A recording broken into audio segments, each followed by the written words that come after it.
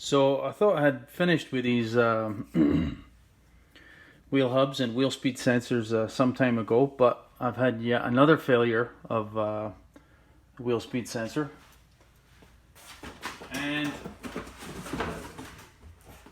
this time I hadn't replaced it with a cheap one. I had replaced it with a pretty well-known aftermarket brand that I had faith in. So I've had 3 of these fail in like 50,000 kilometers. So you start to ask yourself, are the parts that cheap? The first ones were the cheapest Chinese knockoff ones I could get, and I had wrote it off as, well, it's just cheap parts, right? I had done a rant about that. I'll remove it actually, because perhaps it's not fair that I put that on there in light of what I've actually discovered. So this is a Moog part, Moog, whatever. And I've got faith in this aftermarket brand, or at least I have and still have, I suppose. So how come yet another one of these wheel speed sensors, the wheel hub with the integral wheel speed sensor, has failed yet again? So I decided this time around, maybe I should dig a wee bit deeper and see, am I missing something here? Is it something on my part?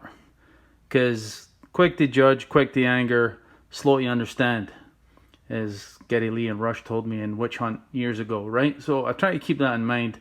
Is it something I'm doing? So I pride myself in following the manual to the absolute letter whenever I do something, right?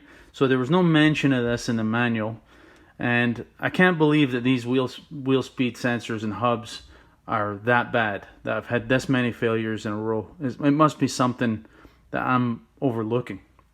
And I think I've came to the rationale that it is something I've actually overlooked. So if you can see, I hope the lighting is good enough. Let me zoom you in on this hub here. If you look at the rubbish that is actually inside, I hope you can see here. So there's the wheel speed sensor there. Basically the ring on here, it's a 2-wire Hall effect sensor, right? So the Hall effect sensor, integral to the bearing, is the rotating magnet, what actually induces the change in the sensor itself. So if I can get the lighting right here, let me see, I can show you. I don't know if you can see the rubbish in there. Let me see if I can zoom you in a wee bit more.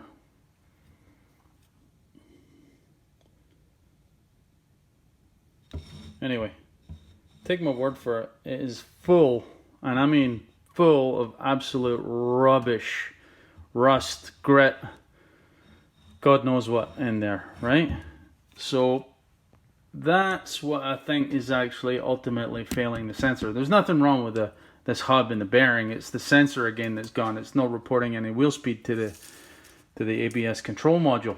So what I've noticed, again, I'll zoom you in on the drawing from the manual here. So here's the drive shaft, and I've noticed I haven't had any grief with my 2-wheel drive model.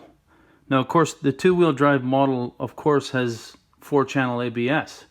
So, but it has a completely different wheel speed sensor. The wheel speed sensor's completely different. It's actually in a housing that's all molded, and it's closed, completely closed. Of course, there's no axle that goes through it, so it's completely closed and sealed up. So it doesn't suffer from this situation. There's no seal on this, so it's no wonder that there's rubbish actually getting in here. Does the original one have a seal? Maybe. I don't know. It's long since gone. I've only got aftermarket ones on the car now, so I can't recall and I can't tell. But what I think the issue actually boils down to, on the drive shaft, this is again 4-wheel drive. This is the rear drive shaft, left or right, doesn't matter, of course. Where the drive shaft actually comes through the hub, so this is where the spline comes through, and here's the nut on the outboard side. There's a great deal of rust that actually forms on the shaft itself here, on the housing, and it actually stratifies, or flakes, if you will, and these flakes fall off, and where do you think they go? Straight to the magnetic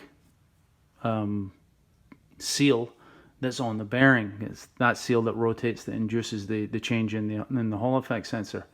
So I encourage you that if you're dealing with a wheel speed sensor or a hub issue, they're one and the same on the car. It's an integral wheel speed sensor. I've mentioned that a million times. Thoroughly scrub this with a wire wheel of sorts on your drill, whatever you have to do to get in there. Thoroughly, and I mean thoroughly scrub it. Don't do it by hand. Use a power tool. Make sure it's scrubbed right down to bare metal. It'll be pitted, of course, because of the rust. And then either, if you can take the time to seal it with whatever, anti-corrosive compound of some sort. This stuff works pretty good, I think. Or paint it, or do whatever you have to do to actually retard the corrosion on this. And I'm sure, I don't have any definitive on this, but I'm almost certain that that's what's causing the. I mean, if you look at this, let me put a bit of light on it. It's brand new. There's hardly any corrosion on it. I don't know how many kilometers on it. I could check the logbook, but I can assure you it's not many. I'm sure it's less than 15,000 kilometers. So there's no way these things should be failing at this rate, right? So I thought I better pass this detail on. This is likely the issue. And it's taking me this long to actually, okay, why is this failed yet again?